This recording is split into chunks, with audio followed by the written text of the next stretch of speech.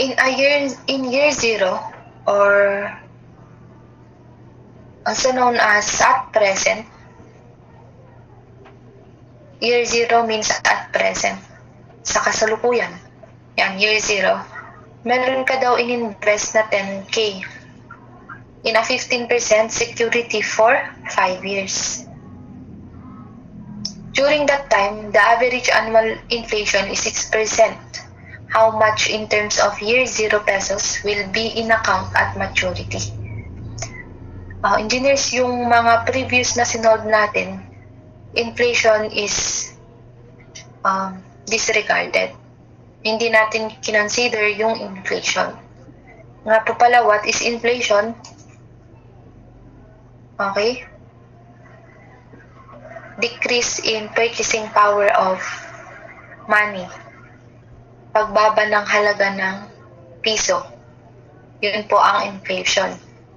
We can all relate from here.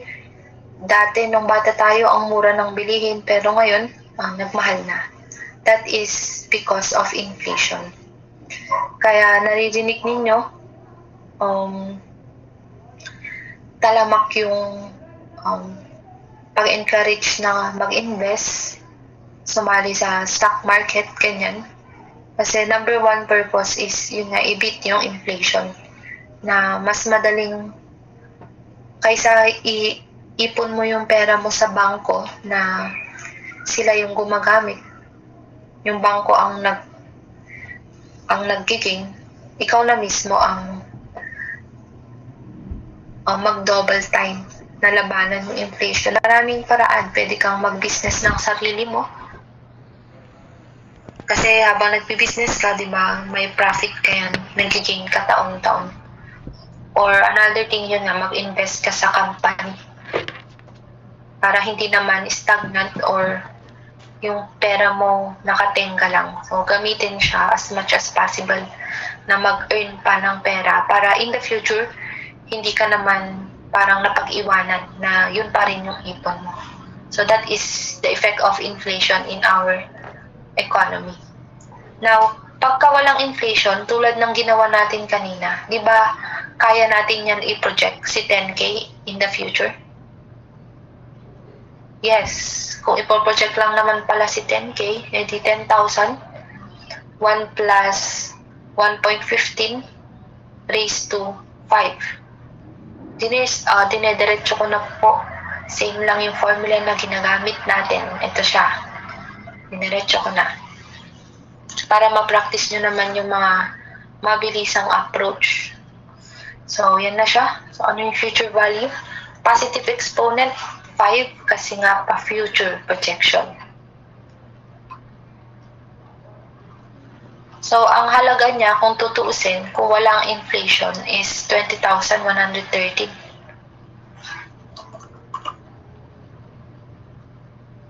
So, ito wala sa choices kasi nga, dapat mong i-considera naman yung inflation.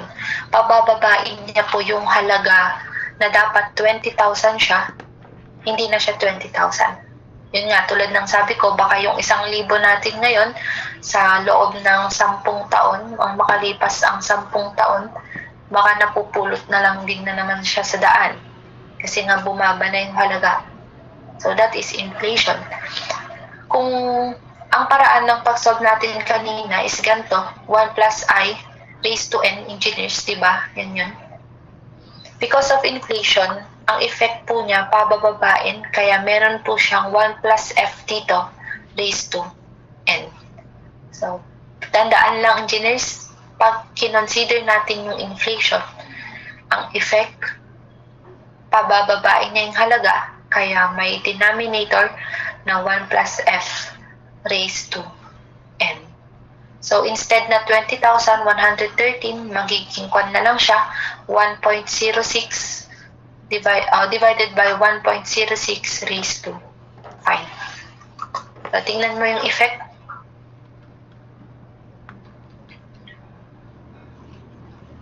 Yan na lang po yung halaga ng ating pera. So, malaki-laki rin yan kung tutuusin. Kaya maging madiskarte sa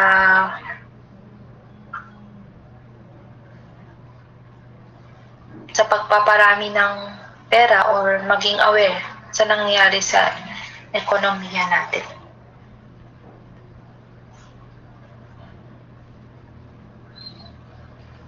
So, letter B na lang siya.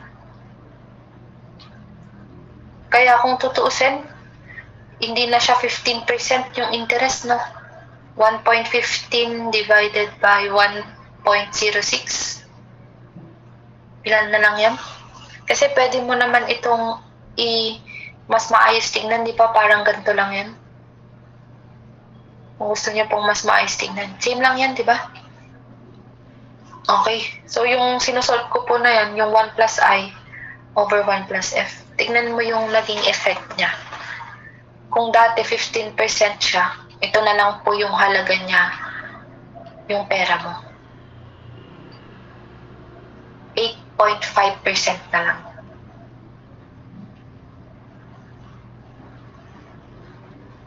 $1.085. 8.5% na lang. Dati 15%. Effect of inflation. Okay. Let's have number 12.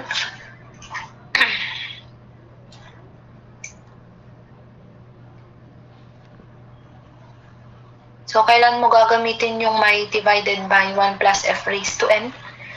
Siyempre, kung may given na inflation. Pero pag wala, disregard na natin. Pero in reality, meron dapat yan. Mga ganyan din lang yung range sa kasalukuyan ata, 6% to 9%. So, malaki din. Number 12. So, an engineer borrowed money from a bank. He received from the bank 5,430 and promised to repay 6,500 at the end of 9 months. Determine the following. So, ano kaya sa tingin nyo po na klase ng interest ito? 9 months lang yung duration. So, malamang simple interest lang yung ginamit sa pagpapautang dun sa engineer. So, may tinatawag po tayong rate of discount T. That is equal to F minus P over F. Or that is interest over F. Tama ba? F minus P is interest. So, magkano yung in-interest nung nagpautang? So, ang in-interest po niya, 6,500 minus 5,430 over 6,500. Magkano yung interest niya?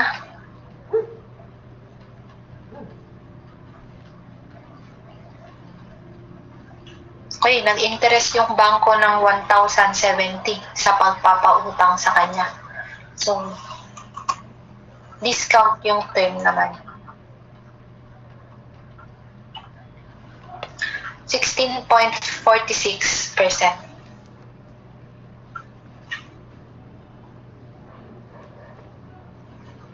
Okay, nasundan.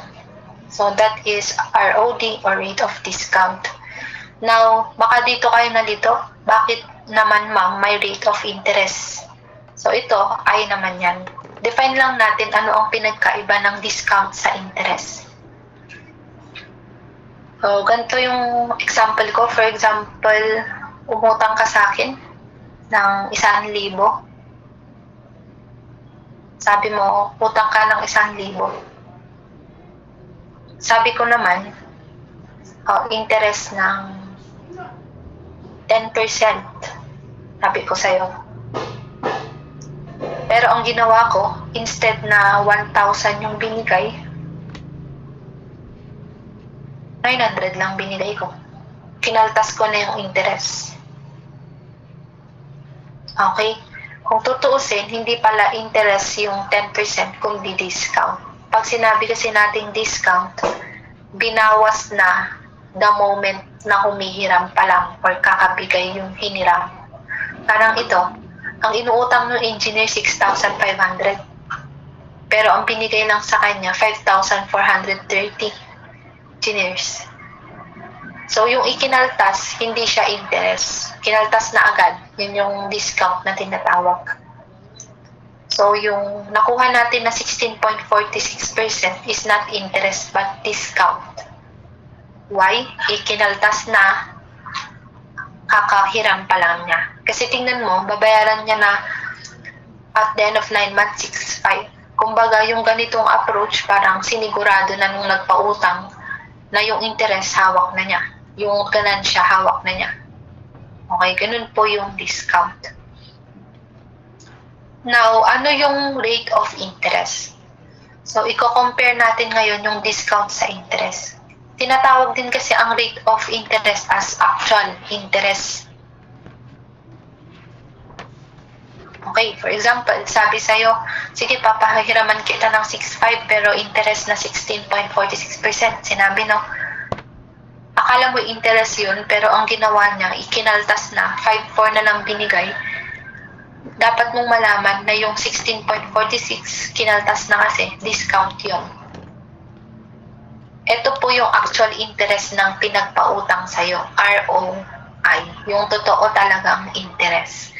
That is F minus P over P, or interest over P.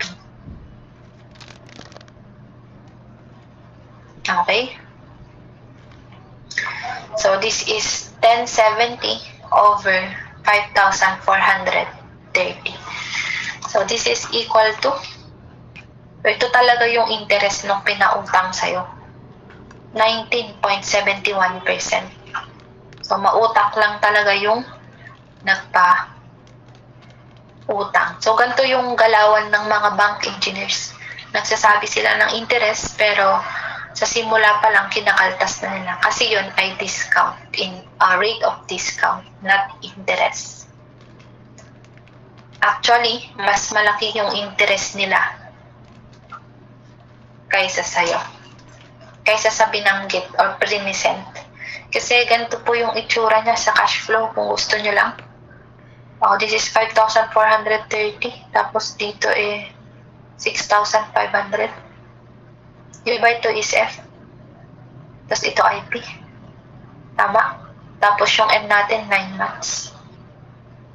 Sa loob ng 9 months. Ano yung I? Ganyan kasi yung naging labas. So, substitute mo yung formula na yan dito. Makukuha nyo po yung 19.71%.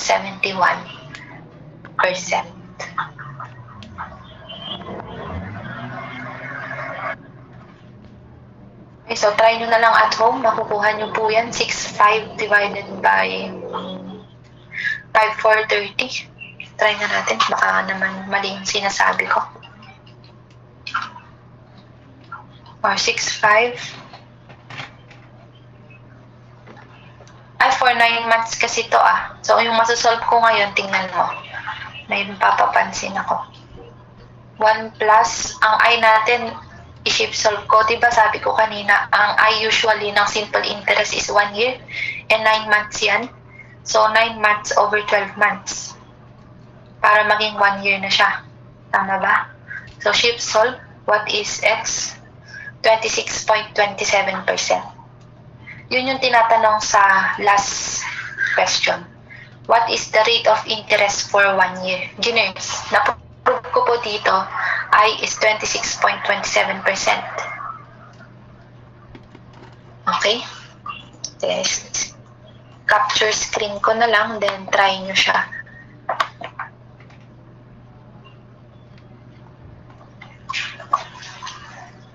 Dito. Same lang yan. So, pinakita ko lang na iba po ang interest sa discount. Now, pero may relationship sila. Sorry, nauna na yung last na question. Tatlo yung question dyan. A, B, C. Yan, tatlong question. Going back here, sana po nag-gets nyo yung point ko na iba si I at si D. Si I is actual na interest. And may relationship po sila, also known as banker's discount. I is equal to D, 1 minus D. So, try ko siya. Substitute natin si D. Nakuha ko naman na. That is 0.1646. 1 minus 0.1646. So, answer dito is 19.71, which is tama sa ating answer. Engineers, pakinote yan. Sana napansin ninyo. Ang connection ng I sa D is ito. I is equal to D, 1 minus D. And ito na siya, yung binabanggit ko kanina.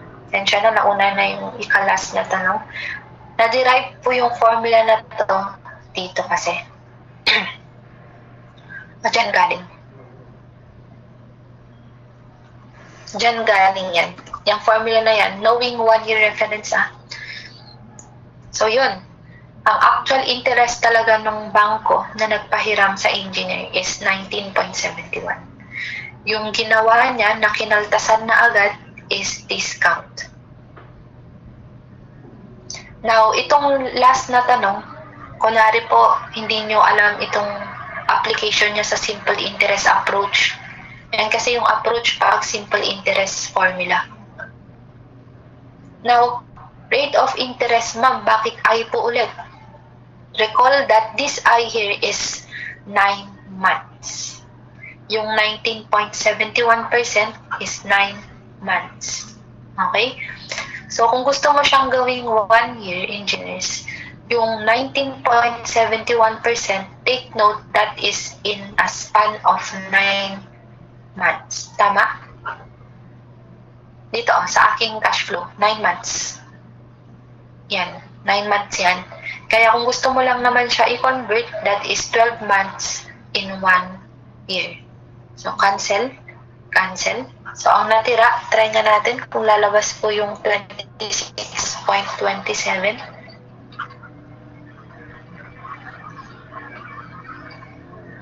Answer is 26.27. So, same po yung lalabas. Okay, sana na-appreciate nyo yung marami tayong approach ng pagsasolve, engineers. Pwedeng gamitan nyo po yung formula like ito, ginawa ko. 1 plus I raised to n, and lumabas nga siya, 0.2627. And tandaan mo lang kasi na yung actual interest sa loob ng 9 months is 19.71. Dito sa cash flow. Pagitan ng 6.5 tsaka 5.430 is 9 months. Kaya yung ginamit nating N. And kung ang goal mo, rate of interest, kasi nga usually 1 year dapat yan, kaya rin may follow-up question. Itong ikatlo. So, walang problema, convert lang naman yan, engineers. And nakuha na natin. So, you can choose what approach. So, ito yung mga formulang ginamit. Ito. Yan. Tsaka itong ikatlong nakabox dito. Yan, yung tatlong yan. Bukod sa itong alam natin kanina. Magkakakonek lang yan.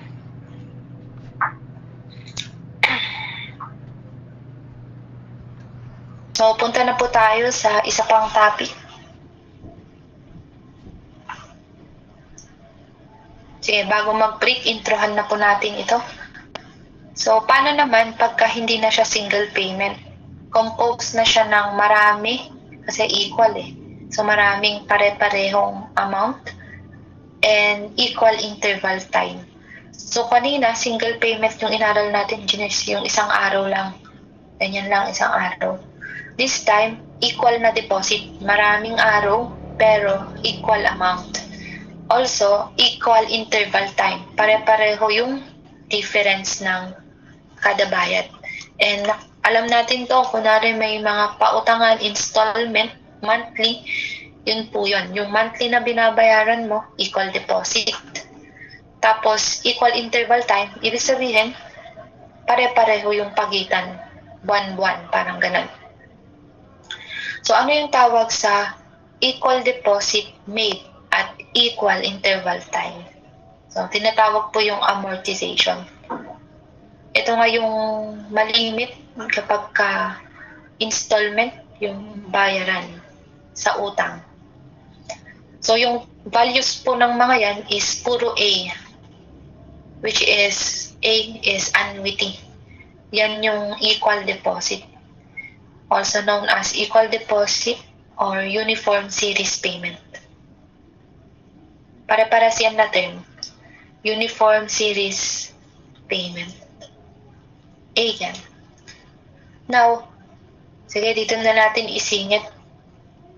Meron din po yung projection as a whole, pero pagka ipo-project mo sila. Para madaling makita. A each yan, engineers pero i-represent ko na lang as A. Pero A yan. A yan, A ito, A. So yan, lahat is pwede mong i-project pa present. Okay? Yun nga yung ginagamit yung formula for amortization. Present value is A. 1 plus I raised to N minus 1 I. Okay. So yan yung memorize nating formula ng college. Diba? Siyempre, kung pwede mong i-project pa present, just like yung single payment kanina, engineers, nakita ninyo na pwedeng i-project pa future, pwede rin i-project pa present.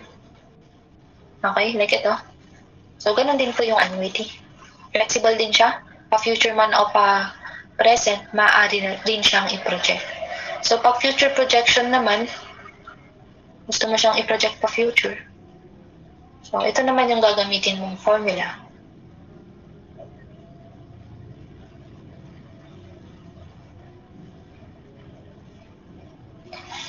Not equal naman na. So, over I lang yung future. Yan, over I. Similar na sila nung P. So, yan po yung formula. Mahalaga na alam nyo pa rin yan kahit pa paano.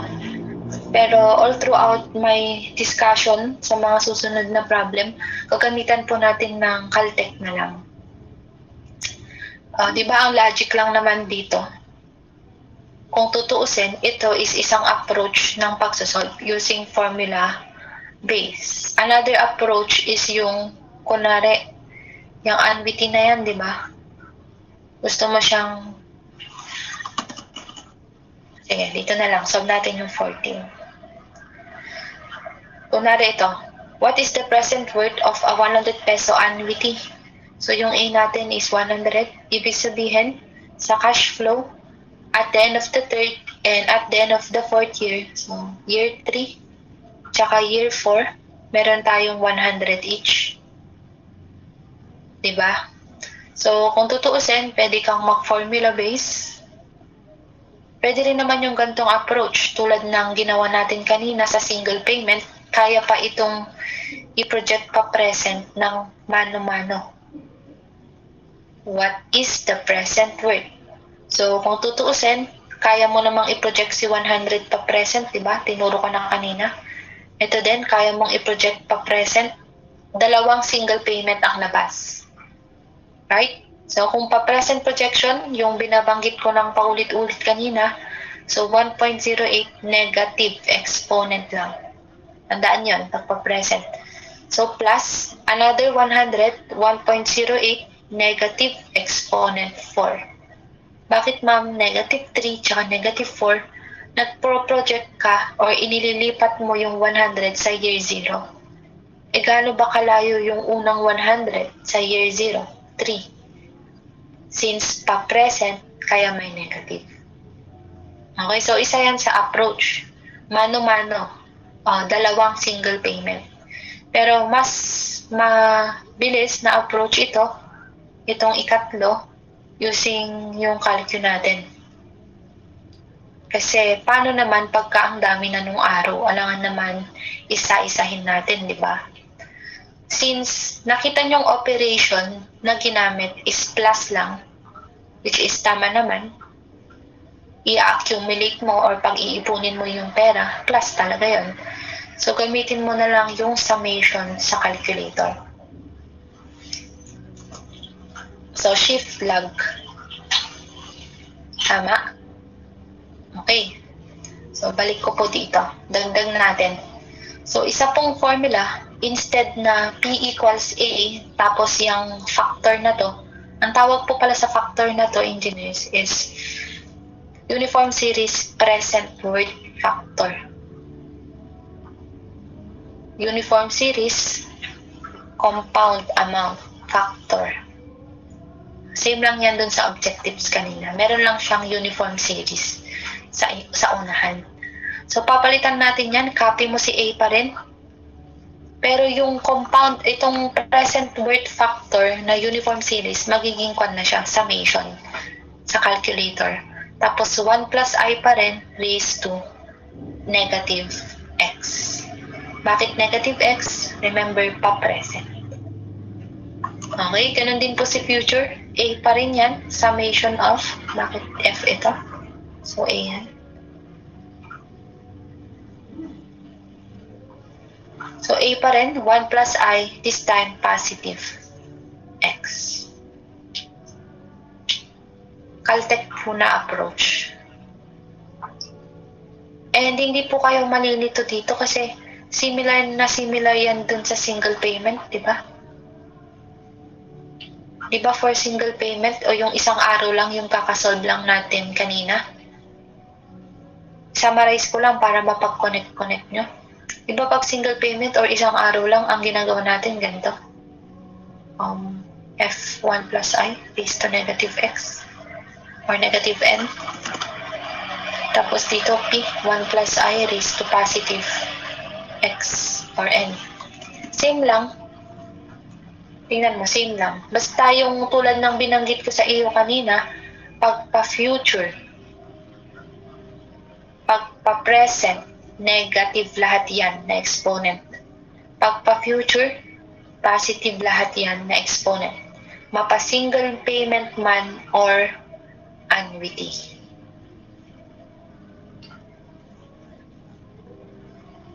Kaya sa pagsusort ko mamaya, hindi na po ako magpo-formula. Idediretso na natin ang logic lang or tandaan lang, pa-present, negative, pa-future, positive. Lagi na yan 1 plus I. Okay, so gagawin na natin dito. Sige, picturean nyo muna.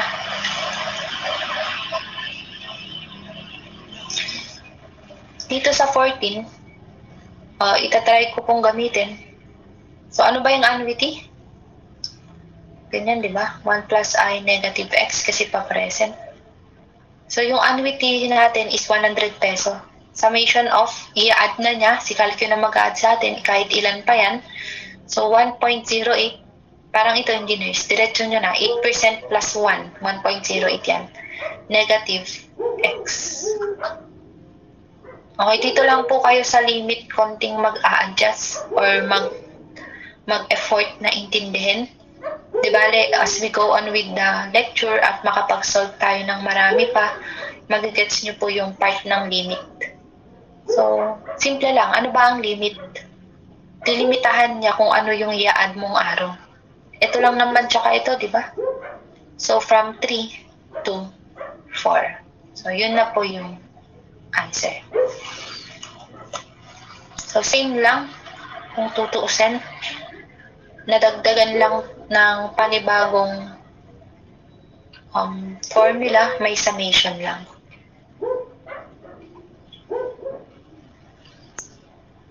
So, yung 100 ko. So, yung kaya mababa siya, 1.52. Tawag dito, engineers, pakinusulat mo na lang. Uniform series, present worth factor. Kaya pag itinimes mo dyan si 100, sa factor na yan, nakuha mo na yung goal mo. 153. Yan na po yung accumulated value of that annuity.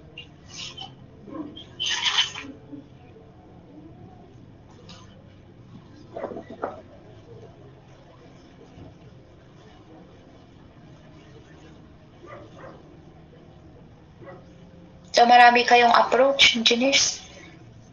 Kung gamay nyo naman and na 1.0 nyo yung engineering econ nung college using formula, okay lang, gamitin yan.